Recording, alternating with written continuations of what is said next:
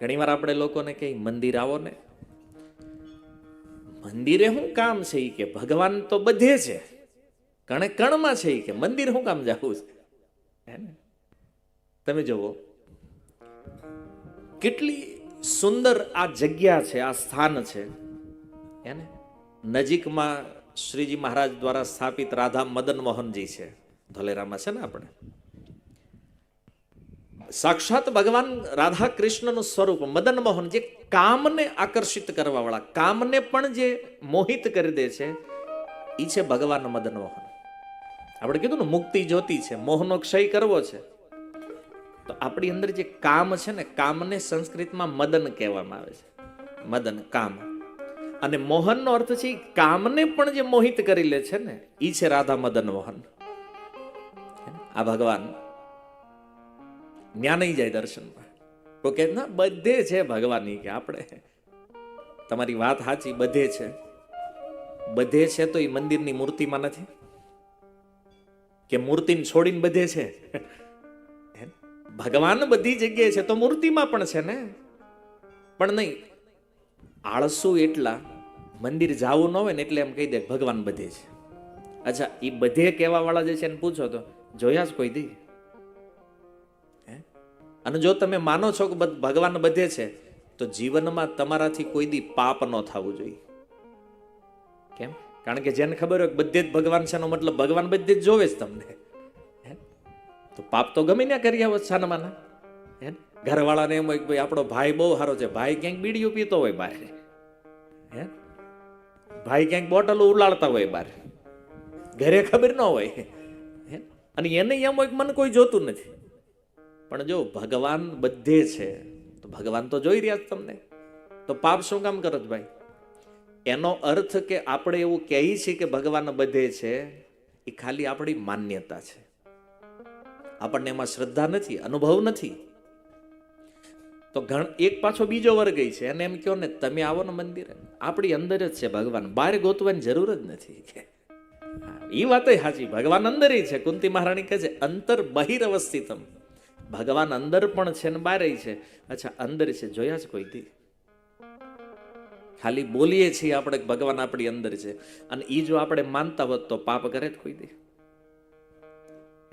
કારણ કે આપણે જ્યાં જાશું ત્યાં ભગવાન આપણી હારે છે, આપણી અંદર છે, તો પછી પાપ શું કામ થાય છે? કારણ કે આપણે માનીએ છીએ, જાણતા નથી, અનુભવતા નથી. એટલે મહારાણી કુંતી કહે છે પ્રભુ છો બધી જગ્યાએ, પણ અલગ સ્વરૂપથી છો, કોઈ તમને જોઈ નથી શકતું. તો ભગવાન કે હું છું બધી જગ્યાએ પણ નથી જોઈ શકતા, આનું કારણ શું છે? કે છે માયા જવનિકા છન્નમ અજ્ઞ અધોક્ષજમ અવ્યયમ ન લક્ષ્ય સે મુડ્ડ દ્રશા નટો નાટ્ય ધરો યથા.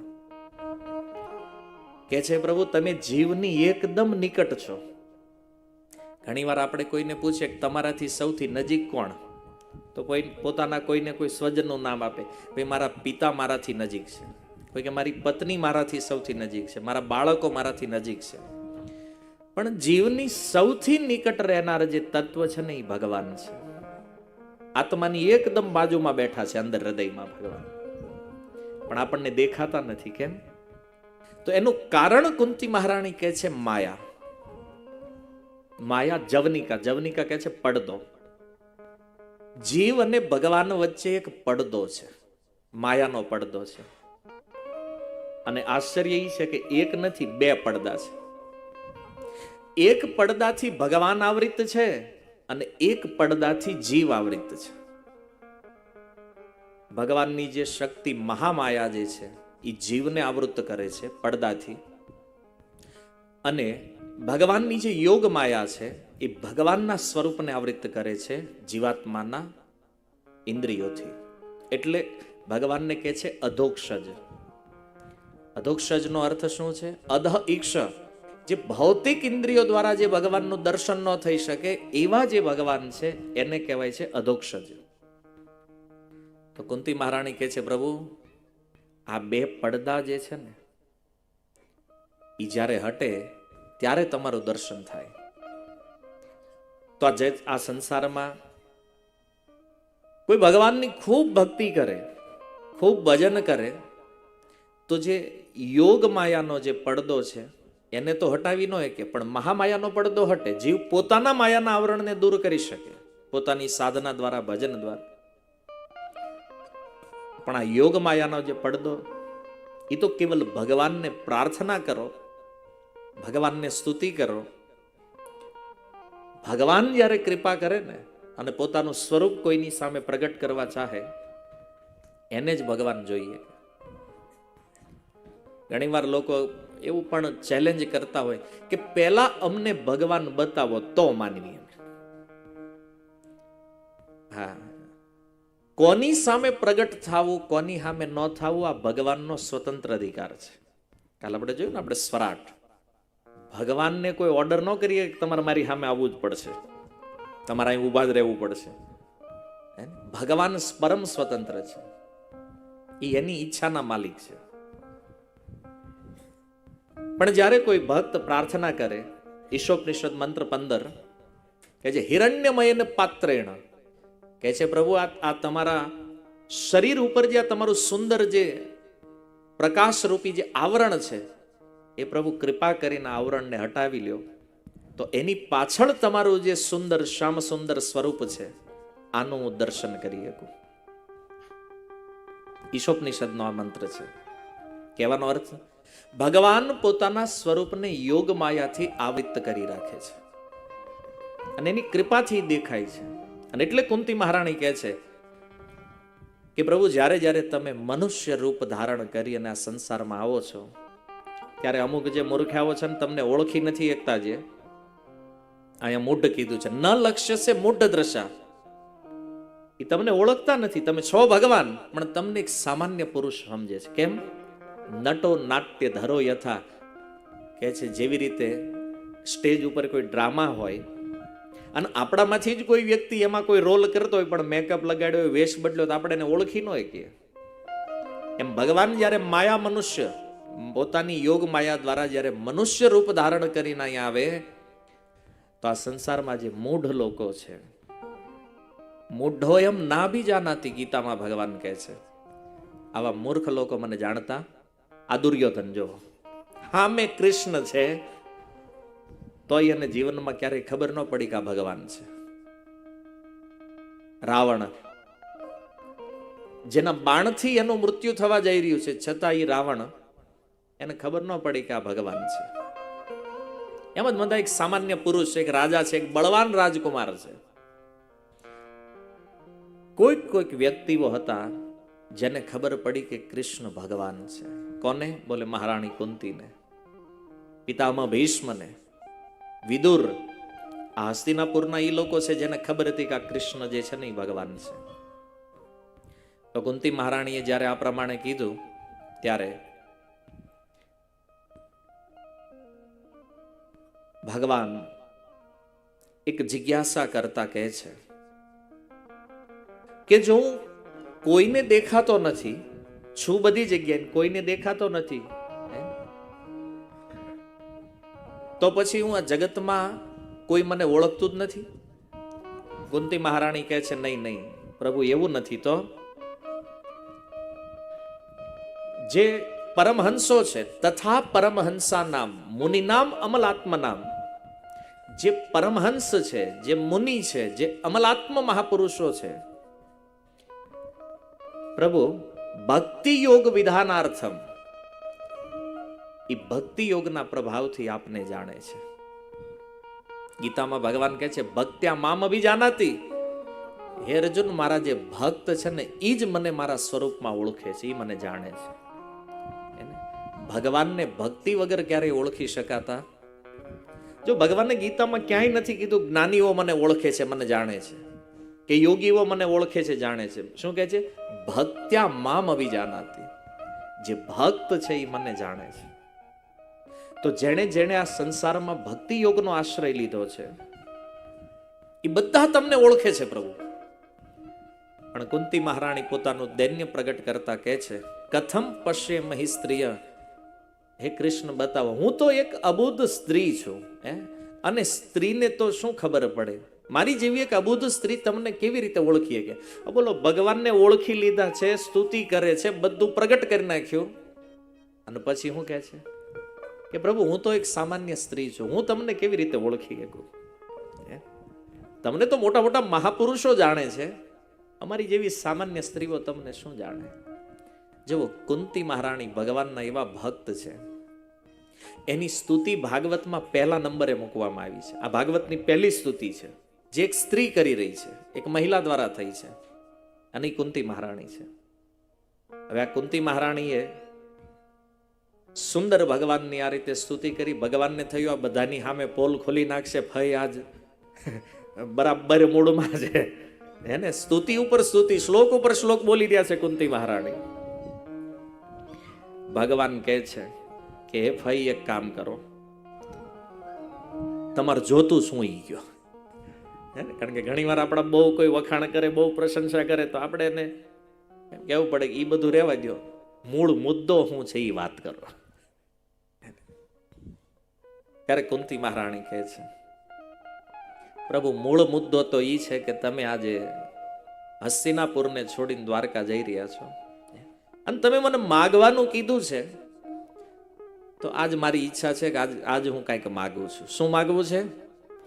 કે છે વિપદઃ સંતો ન શાશ્વત તત્ર તત્ર જગદ્ગુરો ભવતો દર્શનમ યત સ્યાદ અપુનર્ભવ દર્શનમ. કે છે પ્રભુ, મારે વરદાનમાં દુઃખ જોતું છે. વિપદઃ સંતો ન શાશ્વત, મને દુઃખ આપો. ન ભૂતો ન ભવિષ્યથી ભગવાન પાસે આવું વરદાન કોઈ નહીં માંગ્યું હોય.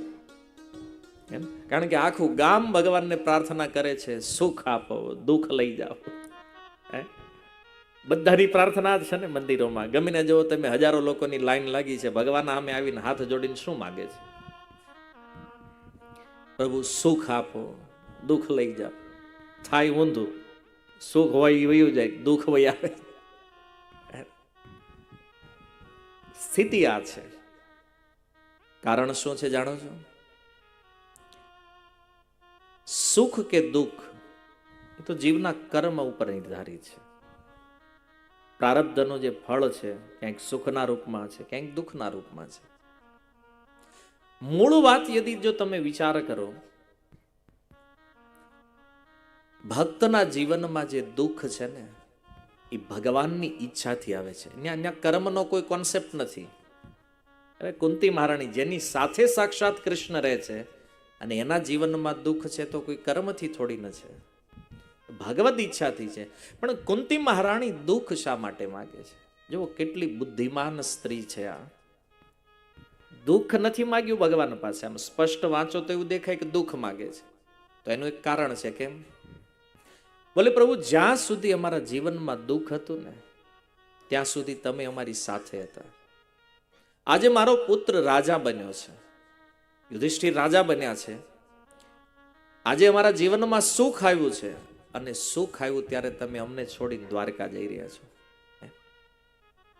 જો પ્રભુ સુખ આવવાથી તમારું દર્શન બંધ થઈ જતું હોય, તો આવું સુખ મારે જોતું નથી.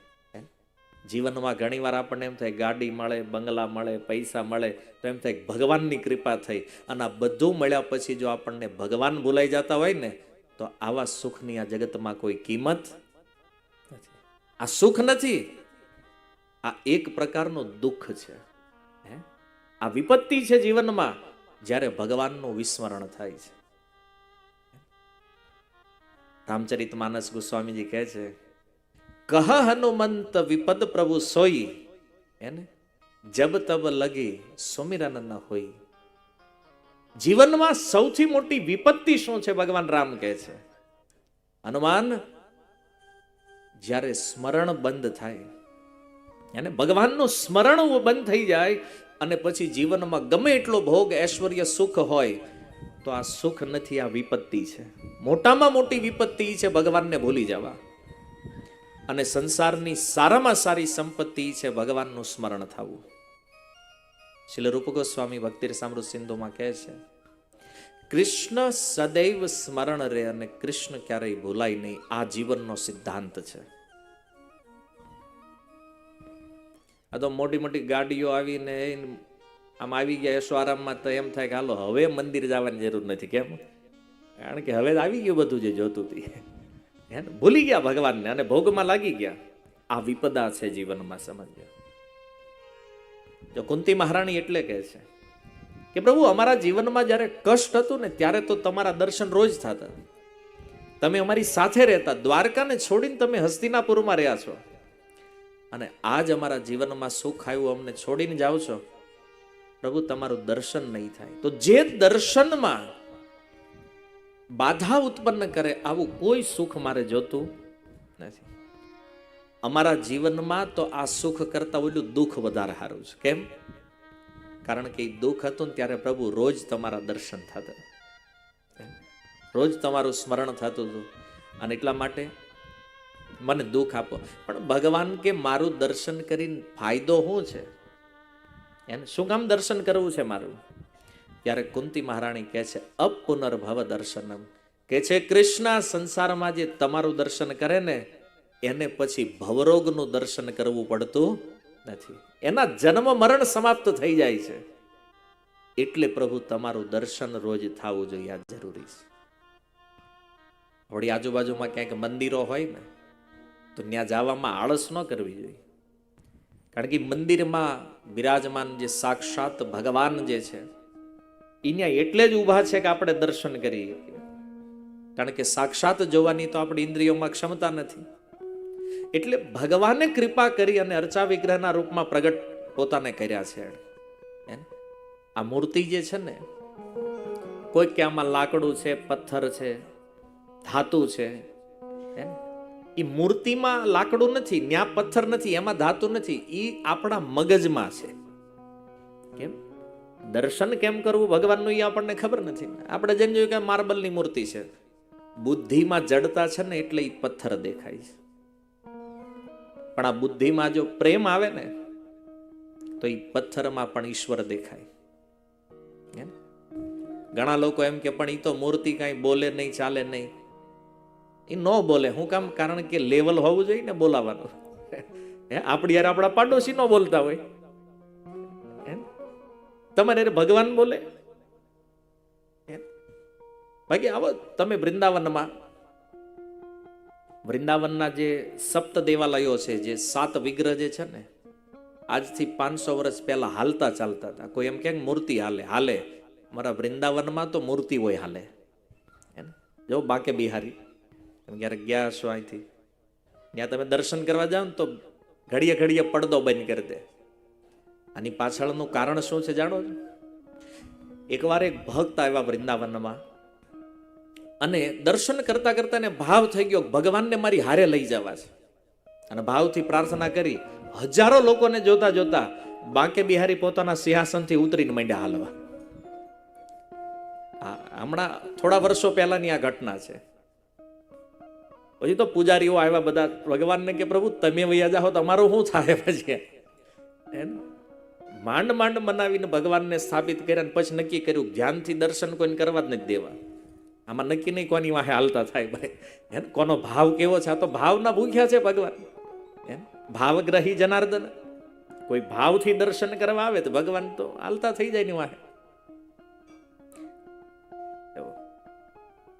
સનાતન ગોસ્વામી, ભગવાન રાધા મદન મોહન એની સામે બાળકના રૂપમાં રહેતા, હાલતા ચાલતા વિગ્રહ. જેમ હું તમે વાત કરીએ છીએ ને એમ ભગવાન આરે વાત કરે છે.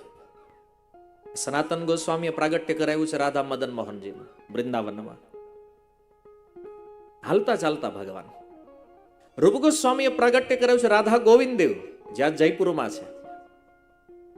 રૂપ ગોસ્વામી જયારે મંદિરમાં રહેતા ને ત્યારે ભગવાન એની હારે વાત કરતા. લાઈવ મૂર્તિ બોલે. આ વૃંદાવનનું ઐશ્વર્ય છે. અને ચૈતન્ય મહાપ્રભુનો તો સિદ્ધાંત છે કે વૈષ્ણવો જે છે ને એ મૂર્તિમાં ધાતુ નથી જોતા. શું જોવે છે? ભગવાન. એને જગન્નાથપુરીની અંદર જ્યારે પહેલી વાર મહાપ્રભુ જગન્નાથજીનું દર્શન કરે, કે છે પ્રતિમા નાહી તુમી સાક્ષાત બ્રજેન્દ્ર નંદન. પ્રભુ તમે મૂર્તિ નથી, તમે લાકડું નથી, તમે સાક્ષાત નંદ મહારાજના પુત્ર છો. આ ભાવ છે. અને ભગવાન ભાવગ્રહી છે. તો કોઈના હૃદયમાં એવો ભાવ હોય, પ્રેમ હોય, તો એની હારે મૂર્તિ બોલે, આજે પણ વિગ્રહ બોલે, પણ એવી ભક્તિ, એવો પ્રેમ હૃદયમાં હોવો જરૂરી છે. કહેવાનું તાત્પર્ય છે કે ભગવાનનું જ્યારે આ રીતે કોઈ દર્શન કરે ને મંદિરમાં જઈને, તમે આમ મંદિરમાં જાઓ અને જોવો તો ભગવાનનું દર્શન ચરણથી પ્રારંભ થાય. સૌથી પહેલા ભગવાનના ચરણનું દર્શન કરવાનું હોય, અને ચરણને જોઈ અને કથા તમને સ્મરણ આવે. હા, નવમ સ્કંદમાં જે ગંગાજીની ઉત્પત્તિ છે, ભાગીરથી, આ ભગવાનના ચરણોથી નીકળી છે. આ ગંગા ભગવાનની કમરનું દર્શન કરો અને દામોદર લીલા યાદ આવે. આ ઈ કમર છે જેને બાંધવાનો યશોદાએ પ્રયાસ કર્યો છે, જેના ઉદરમાં અનેક રસ્સીઓ સમાણી છે, જ્યાંથી ભગવાન દામોદર થયા છે. એની નાભીને જોતા એ ભાવ આવે કે આ ઈ સ્થાન છે જ્યાંથી એક કમળ નીકળ્યું છે, જેની ઉપર બ્રહ્માજી આવ્યા. આ જગતનું ઉત્પત્તિ સ્થાન છે, જેનું દર્શન તમે કરી રહ્યા છો. એને ભગવાનનું સુંદર વક્ષસ્થળ જ્યાં લક્ષ્મીજી બિરાજમાન છે, ભગવાનનો ઈ સુંદર કંઠ જ્યાં કૌસ્તુભ મણિ બિરાજમાન છે, અને ભગવાનનું ઈ પ્રફુલ્લિત મુખ કમળ, જ્યારે એની ઉપર આપણી દ્રષ્ટિ સ્થિર થાય. જુઓ, દર્શનની પણ એક મહિમા છે.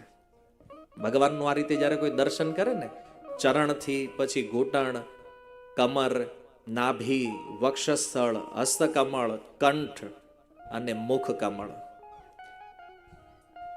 જે ભગવાનના અંગો ઉપર જેટલું જેટલું તમારું મન સ્થિર રહે ને, એટલું મન કામના વાસનાઓથી મુક્ત થઈ જાય, મન શુદ્ધ થઈ જાય. આ ભગવાનના દર્શનની વિધિ છે. મંદિરોમાં તો આપણે જઈએ છીએ, બસ આમ હાથ જોડીને આમ નીકળ્યા, ક્યાં ખબર જ નથી. અને આ તો મનમાં તે ચિંતન પાછું બીજું કંઈક હાલતું હોય. હા, મેં ભગવાન હોય, હા મેં આપણે હોય, અને ધ્યાન. ચપ્પલ હજી નવા લીધા છે હમણાં, આ બૂટ મોંઘા છે, કંઈક ઉપડી ન જાય અહીંથી, એને કે જલ્દી બહાર નીકળું, નકર વળી કોક લઈ જાય. આ દર્શન નથી. કુંતી મહારાણી શીખવે છે ભગવાનનું દર્શન કેવી રીતે કરવું જોઈએ. નમઃ પંકજનાભાય, નમઃ પંકજમાલિને. ભગવાનની નાભીને પ્રણામ કરે છે, ભગવાનની માળાને પ્રણામ કરે છે, પછી ભગવાનના ચરણમાં આવે. કારણ કે કૃષ્ણ રથ ઉપર ઊભા છે, કુંતી મહારાણી નીચે છે, તો કૃષ્ણ સામે જોઈને તો પહેલા નાભી દેખાણી ભગવાન. એ નાભીને પ્રણામ કરે છે. નમો પંકજનાભાય. અદ્ભુત દર્શન છે. તો ભગવાનની જે મૂર્તિઓ છે ને મંદિરની અંદર, એનું દર્શન કરવાથી ચિત્ત શુદ્ધ થાય. જેટલો સમય આપણું મન ભગવાનના વિગ્રહમાં, ભગવાનના એ અંગો ઉપર સ્થિર રહે છે, એટલો સમય ભગવાનની સામે ઊભા રહેવું જોઈએ. આ ભક્તિ છે, આ દર્શન છે.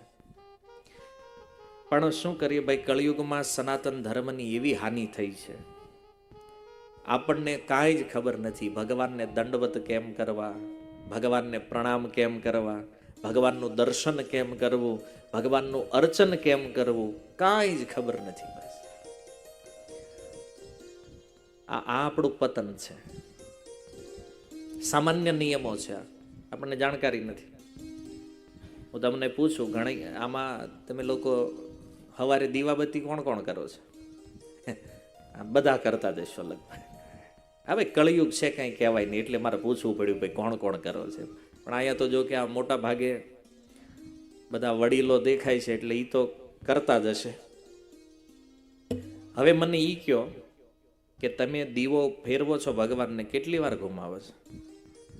દીવો કરો છો, આમ રાઉન્ડ લગાવો છો, કેટલી વાર? મજા આવે એટલી વાર. હે, આરતી પતે ત્યાં સુધી.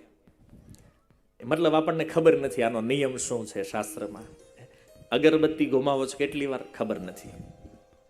પહેલા એ નથી ખબર કે આરતી પ્લેટમાં કેટલી વસ્તુ હોવી જોઈએ, અર્ચનમાં કઈ કઈ વસ્તુ હોવી જોઈએ, નથી ખબર.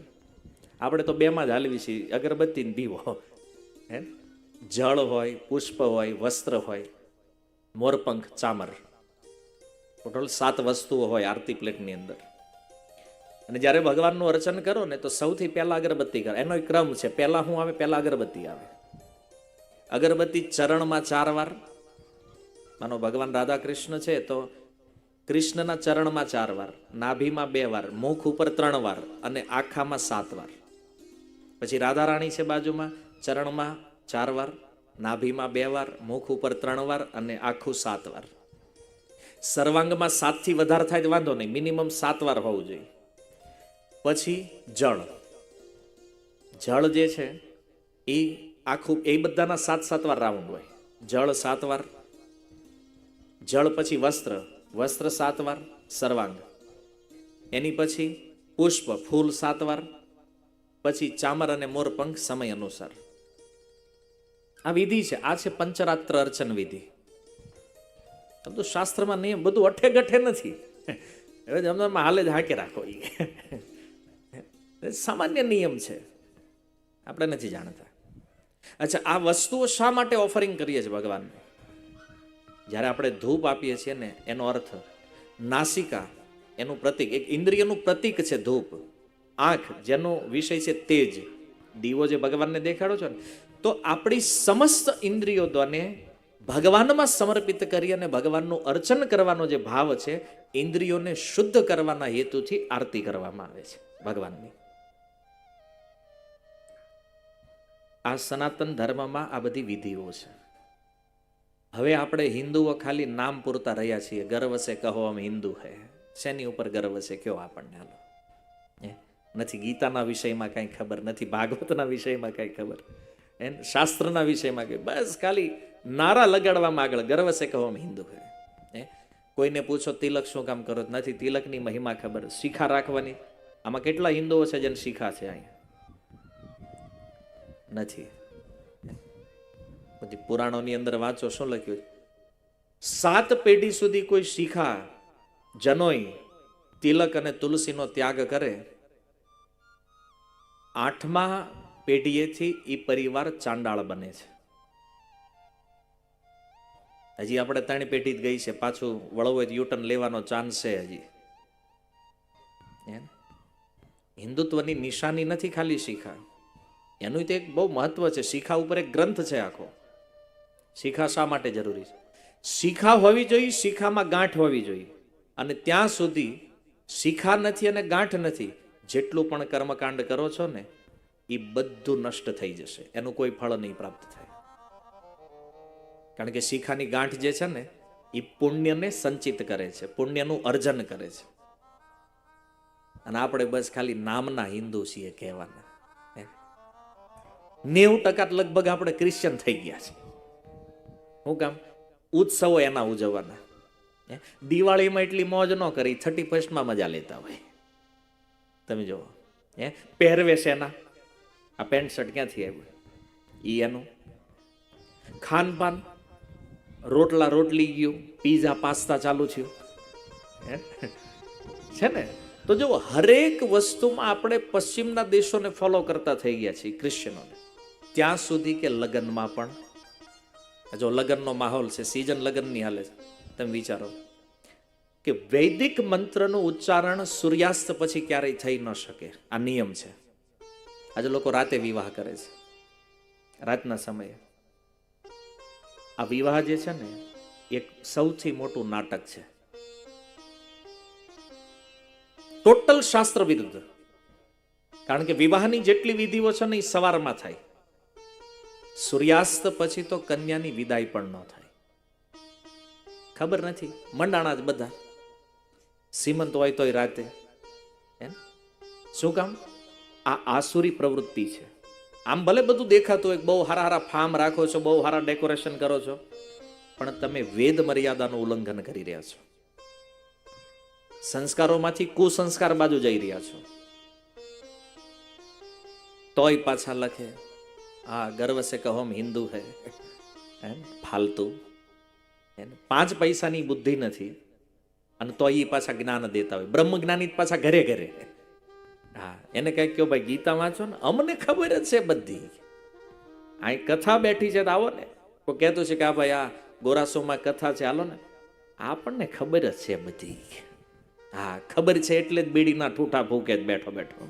હે, ખબર છે એટલે જ તમાકુ છૂટતી નથી.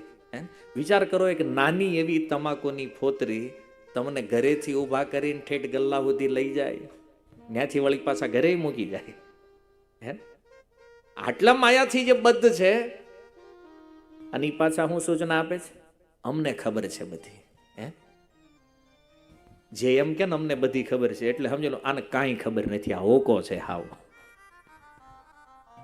અને આ ખબર છે કરી કરીને શાસ્ત્રનો દાટ વાળી દીધો છે આમના. એક સામાન્ય પ્રશ્ન હું પૂછું, મારા ગામમાં કોકને પૂછવું હોય પૂછ લેજો, ગીતા અને ભાગવત બે એક છે કે જુદું છે? 90% નહીં ખબર હોય. કારણ કે મારે કથાઓમાં ઘણી વાર લોકો પૂછે. એક વાર તો એવું બન્યું, એક ભાઈ એનાઉન્સમેન્ટ કરતો હતો કથામાં, બહુ ભણેલો ગણેલો ગ્રેજ્યુએટ, એ કે પ્રભુજી આપણને ભગવદ્ ગીતા મહાપુરાણની કથા કહેશે. હવે એની ખબર નથી ગીતા શું છે. ભગવદ્ ગીતા ઈ છે જેનો ઉપદેશ ભગવાન કૃષ્ણએ અર્જુનને કુરુક્ષેત્રમાં આપ્યો છે, અને શ્રીમદ ભાગવત ઈ છે જે પાવન ગંગાજીના તટે શુકદેવજીએ પરીક્ષિત મહારાજને સંભળાવ્યું છે. બે એક નથી, જુદું છે બે. ભગવદ્ ગીતા છે અને એક ભાગવત છે. અને ઘણા લોકોને ભગવદ્ ગીતા બોલતા નથી આવડતું, ભાગવત ગીતા કે છે. ભાગવત ગીતા નથી, ભગવદ્ ગીતા છે. ભગવદ્ ગીતાનો અર્થ જે ભગવાન દ્વારા ગવાયેલું જે ગીત છે, એટલે એનું નામ ગીતા છે. અને ભાગવત એટલે, ભાગવતનો અર્થ છે ભગવાનના, જ્યાં ભગવાનના દિવ્ય નામરૂપ ગુણો લીલાની ચર્ચા છે. ઇતિ શ્રીમદ ભાગવતમ. આ અંતર છે બેમાં.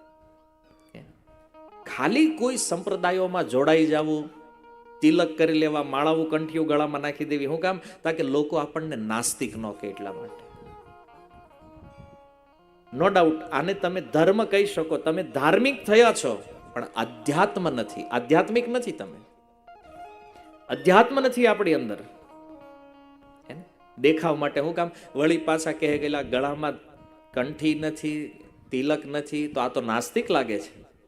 તો એ નાસ્તિકતાના ટાઇટલથી બચવા માટે આપણે શું કર્યું? તો કે કંઈક મજા આવે ને લાગી જાવી, એમ ગમે જોવાનું નહીં, પછી સાચું છે ખોટું છે, પરંપરાથી છે પરંપરાથી નથી, કાંઈ નહીં, ગમે ને મજા આવે ને લાગો.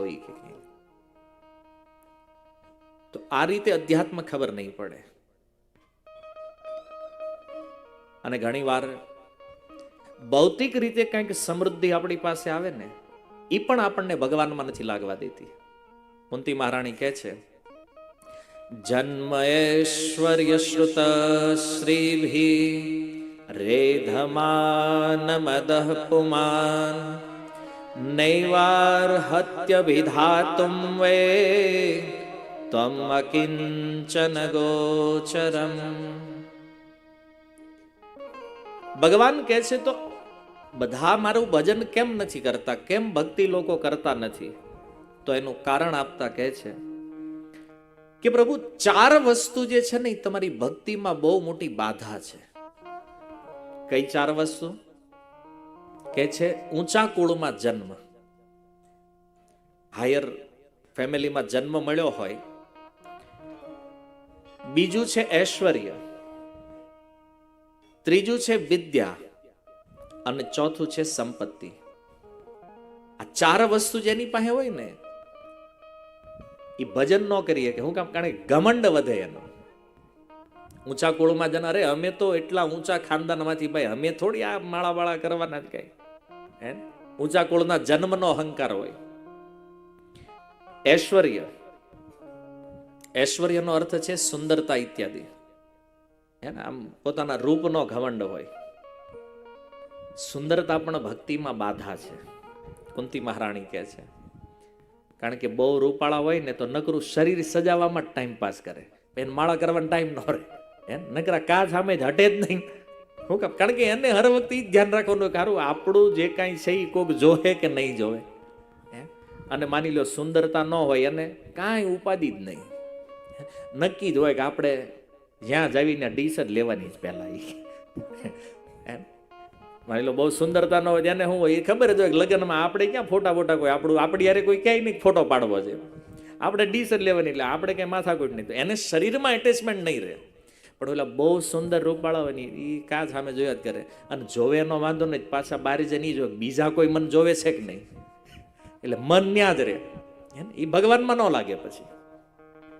એટલે કુંતી મહારાણી કહે છે સુંદરતા પણ ભક્તિમાં બાધા છે. અને વિદ્યા,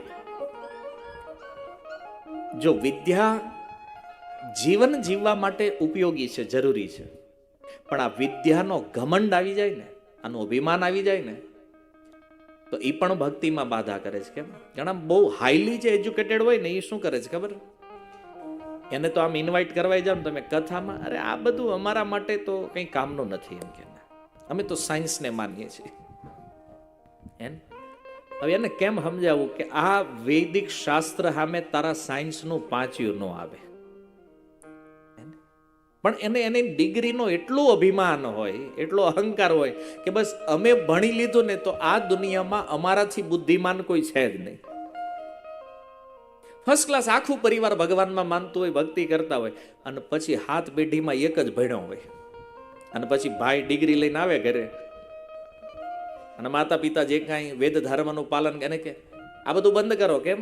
આ અંધશ્રદ્ધા છે, ભગવાન જેવું કાંઈ છે જ નહીં, આ બધું માનવાની જરૂર નથી. એટલે ઓલાને એમ થાય કે ભાઈ ભણ્યો છે તો ભાઈ કે એ સાચું જ કહેતો હોય, જરા માનતા હોય એનું બંધ કરાવી દે. વિદ્યાનો અહંકાર. તમે જો આ વૈદિક શાસ્ત્ર જે છે ને, આ પૂર્ણ વિજ્ઞાન છે, પરફેક્ટ સાયન્સ છે. એક ઉદાહરણ દ્વારા હું ખાલી આને તમને કહું.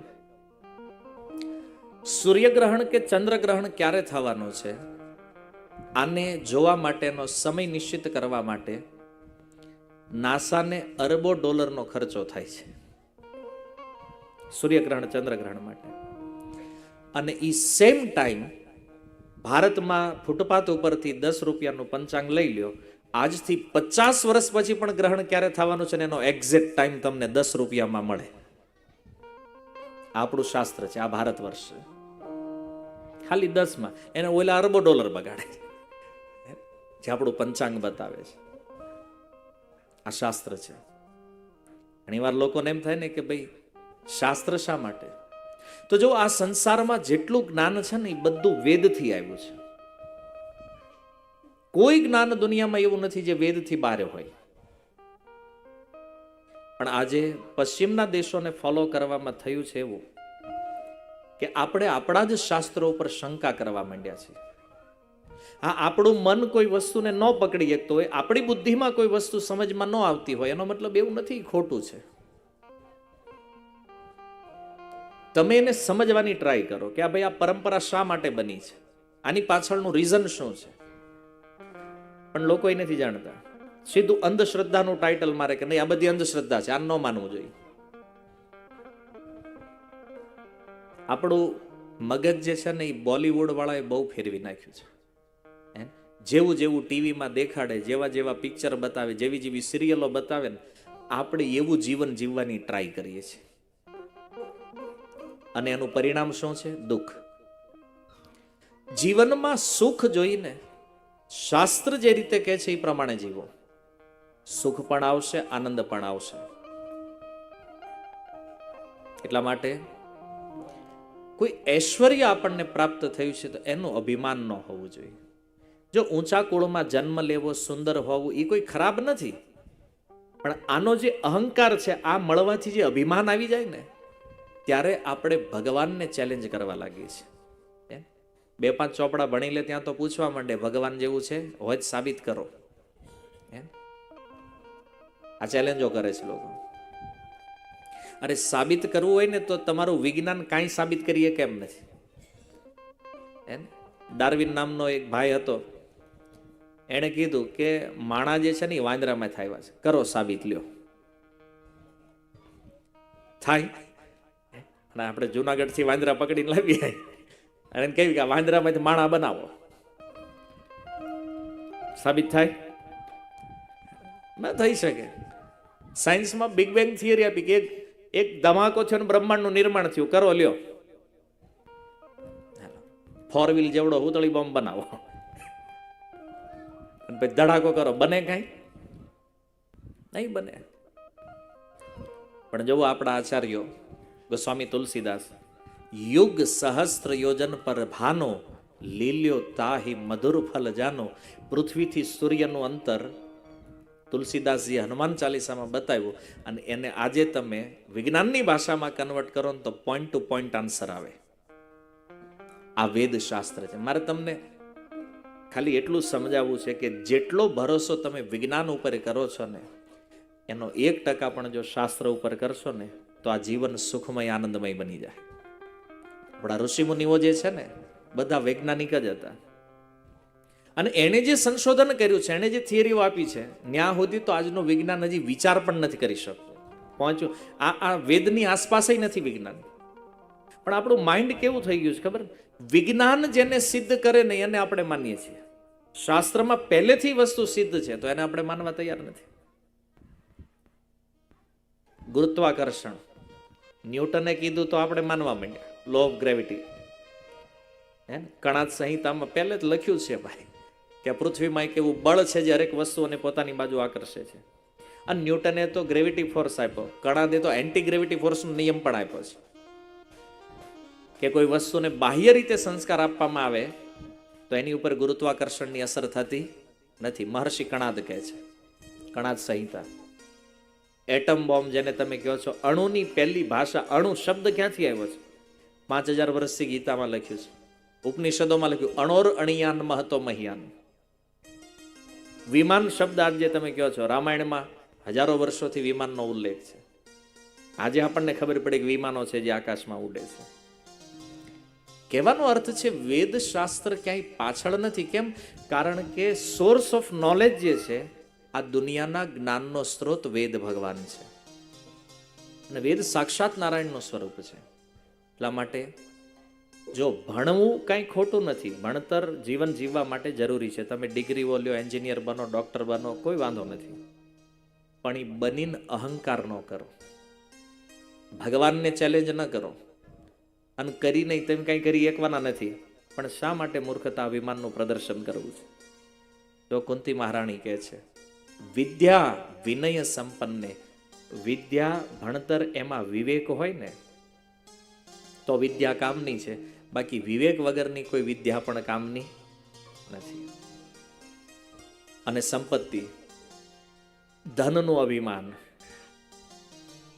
અમે કમાણા, અમને ખબર પડી, પહેલા ક્યાં હતું કોઈની પાસે? અમારા બાપ દાદા એને ક્યાંય ખબર પડતી નહોતી બિચારા. આ એને નહોતી ખબર પડતી ને એટલે 100 વર્ષ જીવતા, અને આપણને પડી એટલે 60માં પૂરું કરી નાખ્યું બધું. આ આપણો વિકાસ છે, આપણી પ્રગતિ છે. આ સત્ય છે કે નથી?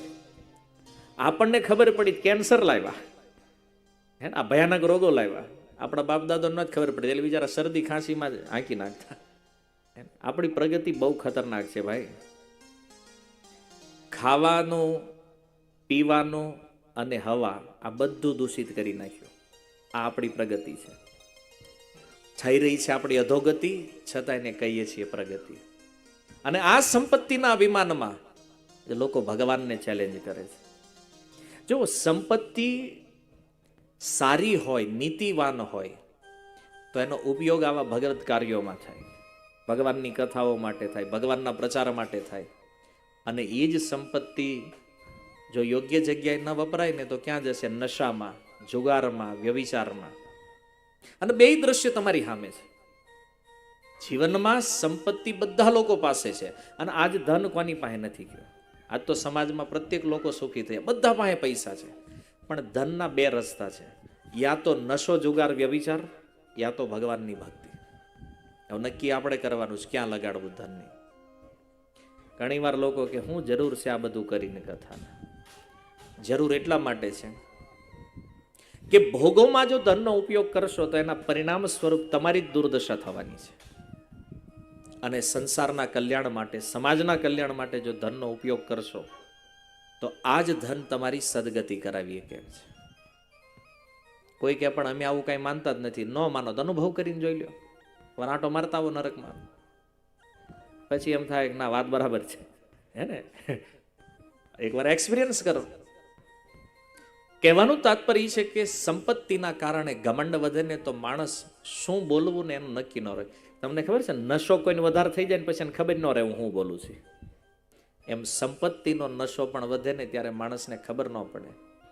હું એક લગ્નમાં ગયો હતો, સમૂહ લગ્નમાં. તો એ એરિયાના જે બધા મોટા મોટા લોકો હતા સ્ટેજ ઉપર બેઠા હતા ને એમાં એક ભાઈએ માઇક લીધું હાથમાં. હું તો મંડપમાં બેઠો હતો, એને કીધું કે લોકો એમ કે છે કે ભગવાનની ઈચ્છા વગર પાંદડું હલતું નથી, આ ખોટું છે. કે આપણે જે ધારવી થાય કે આ જગતમાં કેમ મારે આ સ્ટેજ ઉપરથી નીચે ઉતરવું કે નહીં એ ભગવાન નક્કી કરે કે મારે નક્કી કરવાનું છે. 10,000 માણસો બેઠેલું અને આને નશો ચડી ગયેલો એટલે એને માઇકમાં આવું પ્રવચન કરી રહ્યા હતા. એ મહાનુભાવ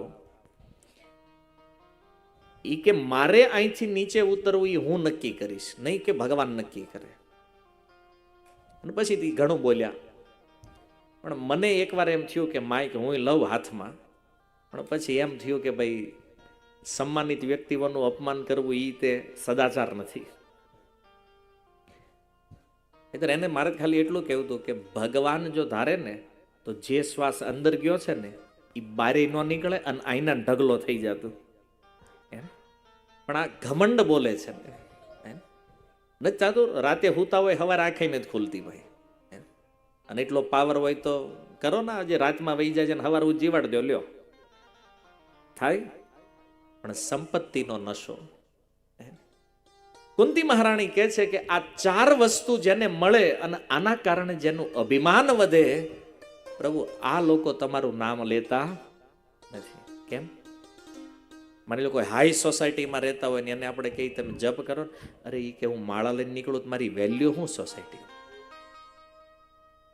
એને થોડું સ્ટેટસનો ડર લાગે કે આપણું સ્ટેટસ જે છે એ ડાઉન આવી જાય. એને પણ ખબર છે કે મૃત્યુના સમય યમરાજ હાવ સ્ટેટસ બગાડી નાખશે. પણ આ વિચાર નથી. અભિમાનમાં વ્યક્તિને સત્ય દેખાતું નથી. અભિમાન જે છે ને એ એક પડદો છે કે એ વસ્તુને યથાર્થ રૂપમાં જોવા નથી દેતું. બહુ અદ્ભુત સ્તુતિ છે આ કુંતી મહારાણીની. એટલે ભજન કરવું હોય ને તો હું ગરીબ થઈ જવું જોઈએ, ધન છોડી દેવું ના. એ ધનનો જે અભિમાન છે, એની જે આસક્તિ છે, જો શાસ્ત્રમાં ક્યાંય એવું નથી કીધું ધનનો ત્યાગ કરી દો, ધન છોડી દો. સમજો, એ ધન દ્વારા ઉત્પન્ન જે આસક્તિ છે અથવા ધન દ્વારા ઉત્પન્ન જે અભિમાન છે એનો ત્યાગ કરવાની વાત. ધન ખરાબ નથી, ધન વગર તો જીવન પણ નહીં ચાલે, ધન વગર ધર્મ પણ નહીં થઈ શકે. આ કથા કરવી હોય પૈસા ન હોય થાય, ભાડું એનું દેવું ભાઈ નથી. ધર્મ માટે પણ અર્થની જરૂર છે, પણ જો એનું અભિમાન ન હોવું જોઈએ, એનો અહંકાર, એની આસક્તિ જે છે ને એ જીવને ભજન નથી કરવા દેતી. એટલા માટે કુંતી મહારાણી કહે છે કે પ્રભુ જે અભિમાનથી શૂન્ય છે, જે અકિંચન છે, જેની કોઈ ઈચ્છાઓ નથી આ સંસારમાં, આવા વ્યક્તિઓ તમારું ભજન કરે છે. ભગવાન કહે છે ભાઈ હજી એકવાર કહું છું, કંઈક જોતું હોય તો માગો. કુંતી મહારાણી કહે છે પ્રભુ જેમ ગંગાજીનો અવિરત પ્રવાહ સમુદ્રની અંદર વળતો રહે છે, એમ જ્યાં સુધી મારું જીવન રહે ત્યાં સુધી મારી બુદ્ધિ તમારા ચરણોમાં લાગેલી રહે. બસ આના સિવાય મારી બીજી કોઈ કામના નથી. આટલું કહી અને કુંતી મહારાણીએ સુંદર ભગવાનને સ્તુતિ કરી. કુંતી મહારાણીની પ્રાર્થના સાંભળી અને ભગવાન પાછા 4 મહિના રોકાઈ ગયા હસ્તિનાપુર. જો આપણે પણ ભગવાનને રોકવા હોય ને આપણા હૃદયમાં, તો પ્રાર્થના કરો, ભગવાનને સ્તુતિ કરો, ભગવાન રોકાઈ જાય.